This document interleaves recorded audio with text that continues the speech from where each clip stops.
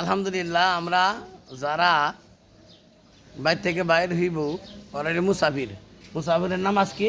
মুসাফিরের নামে হইল 48 মাইল দূরে গেলে মুসাফির তারা কি করবো? তাহলে 2 রাকাত করে নামাজ পড়বো। ফজরের নামাজ 2 রাকাত, আসরের নামাজ 2 রাকাত, জোহরের নামাজ 2 রাকাত, মাগরিবের নামাজ 3 রাকাত, বেতন নামাজ 5 রাকাত। বুঝা যাচ্ছে নাকি? তাহলে ফজরের নামাজ কয় রাকাত? 2 রাকাত, জোহরের নামাজ কয় রাকাত? 2 রাকাত, আসরের নামাজ কয় রাকাত?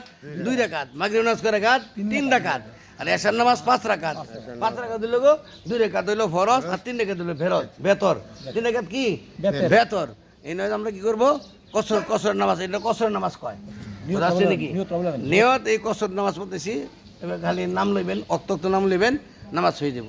এই জন্য যখন আপনার এলাকার জন্মগত এলাকার মধ্যে ঢুকে যাবেন, এলাকার মধ্যে ঢুকে কষ্ট ছুটি দেব, তখন পুরা নামাজ পড়তে হবে। আল্লাহ পাক আমিন। আসসালামু আলাইকুম ওয়া রাহমাতুল্লাহি ওয়া বারাকাতুহু। ওয়ালাইকুম সালাম ওয়া রাহমাতুল্লাহি ওয়া বারাকাতুহু।